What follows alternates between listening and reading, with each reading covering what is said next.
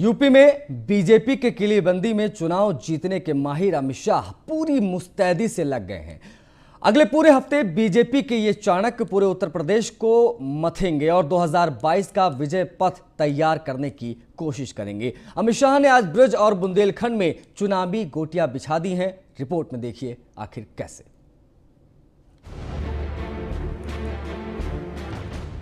ये भीड़ इस बात की तस्दीक कर रही है कि बीजेपी के चाणक्य गृह मंत्री अमित शाह अखिलेश के गढ़ कासगंज में पूरे रौब में है और उनकी बातों का जनता खैर मकदम भी कर रही है। अमित शाह ने कल्याण सिंह को याद करते हुए उनके मंदिर या कुर्सी के फैसले का जिक्र किया, जब कल्याण सिंह ने 2 मिनट भी कुर्सी छोड़ने में देर नहीं लगाई थी। यहाँ पार्टी ने ढेर सारे मेरे बाबूजी के साथ फोटो लगाए हैं। बाबूजी अगर मेरा मार्गदर्शन न करते तो 14, 17 और 19 का विजय संभव ही नहीं था। ये कल्याण सिंह जी थे जिन्होंने पहली बार उत्तर प्रदेश के अंदर सुशासन की बात करी। पहली बार उत्तर प्रदेश के अंदर पिछड़ों की बात करी। पहली बार पिछड़ा समाज को अपना अधिकार देने का काम महान कल्याण सिंह जी ने किया था। केंद्रीय गृह मंत्री अमित शाह ने अखिलेश यादव और मायावती पर निशाना साधा है कि यूपी में बुआ बबुआ ने सरकारें चलाई, क्या ये सभी विकास कर पाई? वो नहीं कर सकते। ये जातिवादी पार्टियां हैं, परिवारवाद वाली पार्टियां हैं। अमित शाह ने योगी सरकार की कानून व्यवस्था की प्रशंसा की और कहा कि वो दिन गए जब कानून व्यवस्था की परिस्थिति इतनी खराब हो गई थी कि लोग अपने बच्चों को स्कूल कॉलेज भेजने में भी कतराते थे। 5 साल के अंदर ही योगी आदित्यनाथ के नेतृत्व में सारे गुंडे उत्तर प्रदेश से पलायन कर गए। ये अखिलेश बाबू विरोध कर रहे हैं। क्यों अखिलेश बाबू? तलाक से आपका क्या लेन देन है? मित्रों, मुस्लिम महिलाओं को न्याय देने का काम हमारे नेता नरेंद्र मोदी जी ने किया है। हमारे नेता नरेंद्र, ये सालों से अखिलेश और मायावती जी हमें ताना लगाते थे कि मंदिर वहीं बनाएंगे मगर तिथि नहीं बताएंगे। लगाते थे ना। आपने दूसरी बार पूर्ण बहुमत दिया। मोदी जी ने राम जन्मभूमि का भूमि पूजन कर इसको समाप्त कर। अमित शाह ब्रज क्षेत्र और बुंदेलखंड में रैली के जरिए जनता के नब्ज टटोलने की कोशिश कर रहे हैं। फिलहाल बुंदेलखंड में बीजेपी की पकड़ पहले से ही मजबूत रही है। अखिलेश बाबू, आप जानते नहीं हो यूपी की जनता को जितना जोर लगाना है लगा दो। रामलला के मंदिर के काम को कोई नहीं रोक सकता मित्रों, कोई नहीं। बनाया जाएगा या नहीं बनाया जा? कोई इसका जीर्णोद्धार करता था। मोदी जी आए, अब जाकर बाबा विश्वनाथ का मंदिर देखिए, बाबा का दरबार सजा धजा है। मेरे साथ जोर से बोले, नमः पार्वती पते हर हर। इसमें कोई दो राय नहीं है कि यूपी चुनाव में अमित शाह का अच्छा खासा चुनावी रिकॉर्ड रहा है। गृह मंत्री अमित शाह ने संभाली यूपी चुनाव की कमान। पीएम के बाद अमित शाह के ताबड़तोड़ यूपी दौरे। अमित शाह यूपी के कई जिलों में रैलियां और रोड शो करेंगे। 28 दिसंबर को हरदोई, सुल्तानपुर और भदोही दौरा। 30 दिसंबर को मुरादाबाद, अलीगढ़ और उन्नाव दौरा। 31 दिसंबर को अयोध्या, संत कबीर नगर दौरे पर शाह। 31 दिसंबर को बरेली में रोड शो कर सकते हैं शाह। अब यूपी के सियासी रण में अमित शाह के उतरने से बीजेपी को काफी फायदा होगा, क्योंकि अमित शाह का यूपी में रिकॉर्ड शानदार रहा है। 2014 लोकसभा चुनाव में यूपी प्रभारी रहते हुए बीजेपी गठबंधन को 73 सीटें मिली थी। 2017 में बीजेपी अध्यक्ष रहते हुए यूपी विधानसभा में बीजेपी गठबंधन को 325 सीटें मिली। 2019 लोकसभा चुनाव में बीजेपी अध्यक्ष रहते हुए यूपी में बीजेपी गठबंधन को 65 सीटें मिली। ठंड जितनी तेजी से अपना रंग दिखा रही है, ठीक इसके उलट सियासी तापमान में तपिश भी बढ़ती जा रही है। जाहिर है 22 का चुनाव काफी दिलचस्प होने वाला है। सियासी शहमात के आकलन के बीच शाह का ये दौरा बीजेपी के लिए किसी संजीवनी से कम नहीं है। शाह बीजेपी के ऐसे ही चाणक नहीं कहे जाते। Bureau report, news 1 India. Kaushambi में मुख्यमंत्री योगी आदित्यनाथ ने संबोधन किया है। उन्होंने कहा है कि 5 साल पहले जनता ने जिन्हें बाहर कर दिया, आज दीवारों से नोट निकल रहे हैं। ये बात सीएम योगी ने कही। उन्होंने कहा कि नोट खेत में पैदा नहीं हुए हैं। 2017 से पहले गरीबों को फायदा नहीं मिल पाता था। गरीबों का पैसा इन नेताओं की जेब में चला जाता था, जो आज दीवारों से निकल रहा है।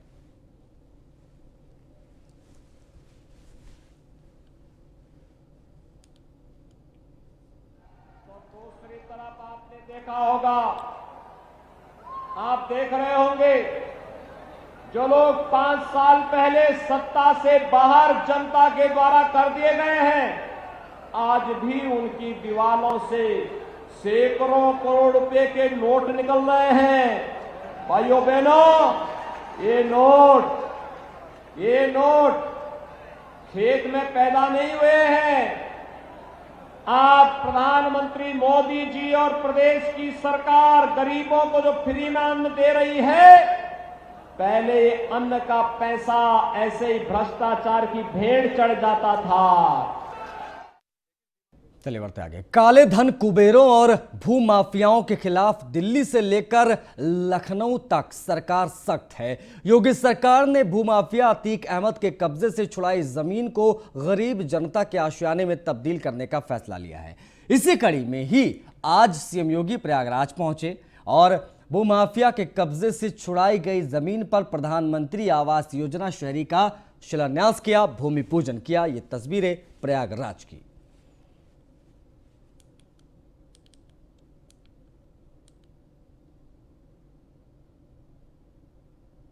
नए साल से पहले कानपुर वासियों को मेट्रो का तोहफा मिलने जा रहा है। प्रधानमंत्री मोदी 28 दिसंबर को कानपुर मेट्रो के पहले कॉरिडोर का उद्घाटन कर देंगे और उद्घाटन अवसर पर पीएम मोदी के साथ मुख्यमंत्री योगी आदित्यनाथ के अलावा स्कूली बच्चे भी यात्रा करते नजर आएंगे। इस दौरान पीएम मोदी स्कूली बच्चों के साथ अपने अनुभव साझा कर सकते हैं। फिलहाल पीएम मोदी की यात्रा को देखते हुए सुरक्षा के पुख्ता इंतजाम शुरू हो गए हैं और उसके साथ ही मेट्रो के सभी 9 स्टेशन को दुल्हन की तरह अभी से सजा दिया गया है।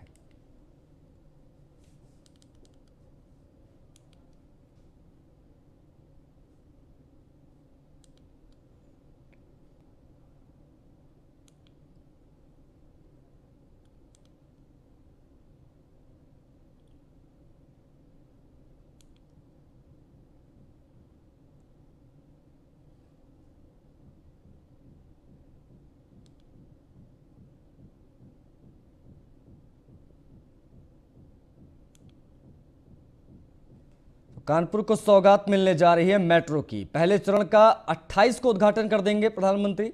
9 किलोमीटर लंबे रूट में 9 स्टेशन होंगे। 9 किलोमीटर लंबे रूट में 9 स्टेशन होंगे। इन 6 मेट्रो ट्रेनों को पीएम हरी झंडी दिखाएंगे।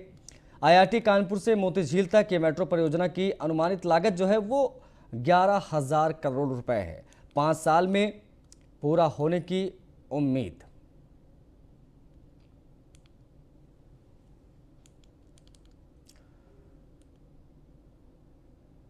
पांच राज्यों के विधानसभा चुनाव की सरगर्मियां तेज हो गई हैं, लेकिन हर पार्टी के लिए सबसे अहम है उत्तर प्रदेश।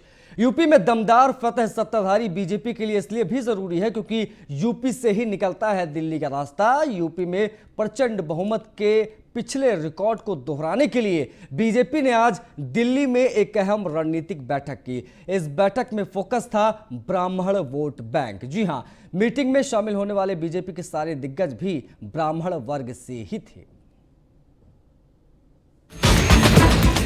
उत्तर प्रदेश में अगले साल की शुरुआत में होने जा रहे विधानसभा चुनाव को लेकर बीजेपी के नजर ब्राह्मण वोटों पर है। बीजेपी उसे अपने खेमे से छिटकने नहीं देना चाहती है। यही वजह है कि उत्तर प्रदेश विधानसभा चुनाव को लेकर भारतीय जनता पार्टी की रविवार को अहम बैठक हुई, जिसकी अध्यक्षता उत्तर प्रदेश प्रभारी और केंद्रीय मंत्री धर्मेंद्र प्रधान ने की।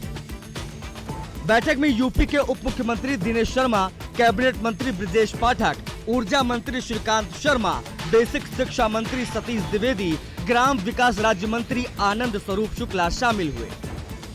ब्राह्मणों के मन में क्या है, इसी बात पर मंथन हुआ। दरअसल यूपी में तमाम सीटों पर निर्णायक भूमिका में हैं। दरअसल ब्राह्मण यूपी में तमाम सीटों पर निर्णायक भूमिका में हैं। इसी वजह से सभी पार्टियां अपने अपने तरीके से ब्राह्मणों को रिझाने में लगी हुई हैं। ब्राह्मणों को बीजेपी का कोर वोटर माना जाता रहा है, लेकिन 2007 में मायावती ने सोशल इंजीनियरिंग के जरिए ब्राह्मण वोटों को अपने पाले में किया था। यूपी में करीब 13% ब्राह्मण मतदाता हैं। 12 जिलों में 20% से ज्यादा ब्राह्मण वोटर। सपा का परशुराम मूर्ति के बहाने ब्राह्मण कार्ड। बीजेपी की भी ब्राह्मणों को खुश करने की पहल। 18 मंडलों में बीएसपी का ब्राह्मण सम्मेलन हुआ। यह तो 2022 के नतीजे ही बता पाएंगे कि ब्राह्मण किस ओर रुख करता है। बहरहाल रविवार को बीजेपी मीटिंग से एक साफ संदेश गया है कि बीजेपी जीत के लिए पूरी तैयारी कर रही है। रणनीतियों को धार देने का काम जारी है। Bureau report, news 1 India. Noida पहुंची भारतीय जनता पार्टी की जन विश्वास यात्रा में सांसद महेश शर्मा, परिवहन मंत्री अशोक कटारिया, विधायक पंकज सिंह, उत्तर प्रदेश महिला आयोग के अध्यक्ष बिमला बाथम शामिल हुए। इस दौरान भारी संख्या में कार्यकर्ताओं ने जमकर नारेबाजी की। वहीं कार्यकर्ताओं की भारी भीड़ को देखकर बीजेपी के नेताओं के चेहरे पर मुस्कान भी नजर आई।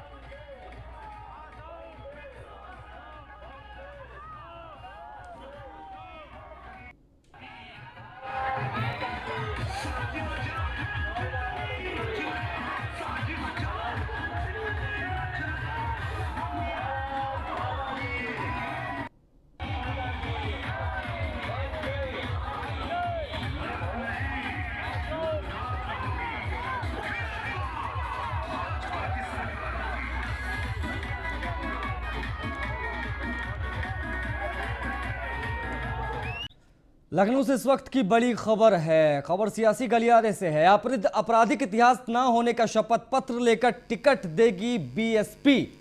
पार्टी प्रमुख मायावती की नई रणनीति। मायावती ने साफ सुथरी छवि वालों को ही टिकट देने का फैसला किया है। बसपा प्रमुख ने पार्टी पदाधिकारियों को विशेष निर्देश दिए हैं। टिकट चाहने वालों से पहले उनका आपराधिक इतिहास न होने का शपथ पत्र लेने का निर्देश दिया है बीएसपी सुप्रीमो ने। हर विधानसभा सीट के लिए 3-3 नाम सुझाए जाने के निर्देश। दूसरी पार्टियों के प्रत्याशी और छवि को देखते हुए उनमें बदलाव करने में कोई दिक्कत ना आए। उस वक्त की बड़ी और अहम खबर आपको बता दें, बीएसपी के खेमे से निकल कर आ रही है। आपराधिक इतिहास न होने का शपथ पत्र पहले देखा जाएगा, उसके बाद टिकट मिलेगा।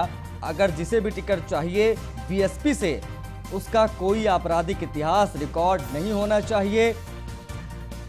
और ये बात बहुत स्पष्ट रूप से अपने नेताओं को कह दिया है। मायावती ने निर्देश दे दिए हैं। बसपा प्रमुख ने पार्टी पदाधिकारियों को उसको लेकर निर्देश जारी किए हैं कि टिकट चाहने वालों से पहले उनका आपराधिक इतिहास न होने का शपथ पत्र लिया जाए। हर विधानसभा सीट के लिए, सबसे अहम पॉइंट, हर विधानसभा सीट के लिए 3-3 नाम सुझाए जाने के निर्देश दिए हैं। उधर लखनऊ स्थित थाना गाजीपुर क्षेत्र के लेखराज चौकी इंचार्ज गुड्डू प्रसाद पर एक महिला ने गंभीर आरोप लगा दिए हैं। महिला का आरोप है कि गुड्डू प्रसाद जबरन उसे मकान पर कब्जा करवा रहे हैं। महिला ने आईजीआरएस पर भी जबरन कब्जा कराने की शिकायत दर्ज कराई है। महिला ने बताया कि चौकी इंचार्ज ने रात के वक्त सीढ़ी लगवाकर कुछ लोगों को घर में घुसाया। पीड़ित महिला के पास मकान के रजिस्ट्री के कागजात भी मौजूद हैं।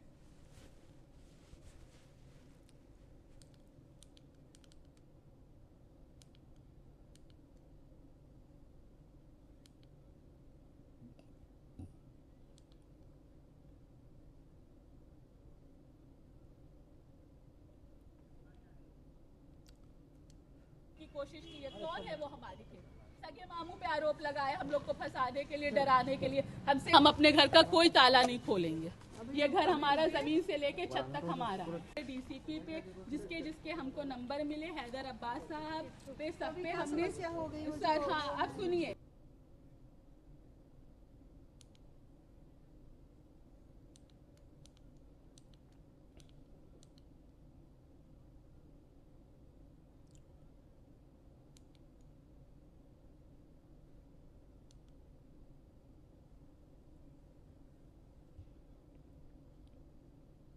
इनके 6 लाख रुपए लिए, 50 लाख के जेवर लिए। मेरे हस्बैंड जो उनके सगे मामू हैं और मेरे भाई जो मौका वारदात पे मौजूद नहीं थे, मेरे 4 भाई हैं, उनके खिलाफ 380 का मुकदमा किया। अब हम ये चाहते कल भी पूरे दिन हमारे घर पे कब्जा करवाने के लिए समन शाह और समीना रिजवी, जिनके खिलाफ वो है कि इनको तलब किया जा रहा है, उसको नहीं पकड़ रही है पुलिस। यहाँ पे चेक कर चुकी है कि वो यहाँ नहीं रहती हैं, यहाँ पूछने आई थी, उनको बताया जा चुका है, लेकिन जबरदस्ती पुलिस को लेके समीना रिजवी यहाँ से घुसी। इनकी बेटी ताज रिजवी, अंबर रिजवी और एक अज्ञात इंसान को लेके घुसी।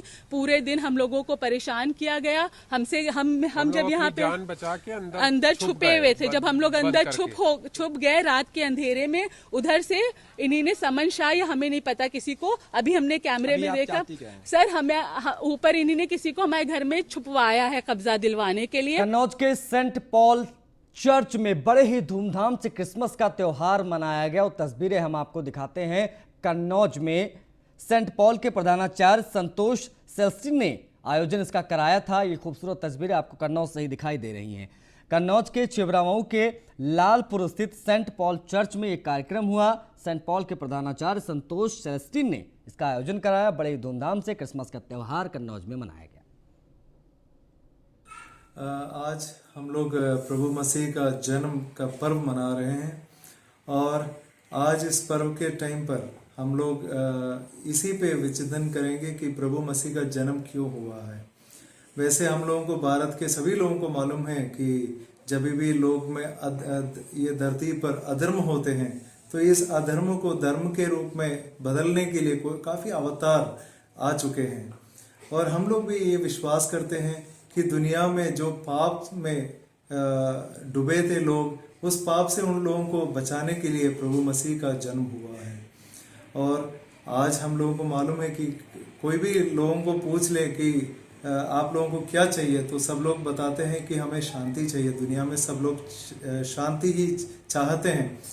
तो मसीह भी इस दुनिया में यही संदेश लेकर आते हैं कि हमें कोई तलवार से नहीं, लेकिन भाईचारे से। तो इसी के साथ इस बुलेटिन में फिलहाल इतना ही। नमस्कार।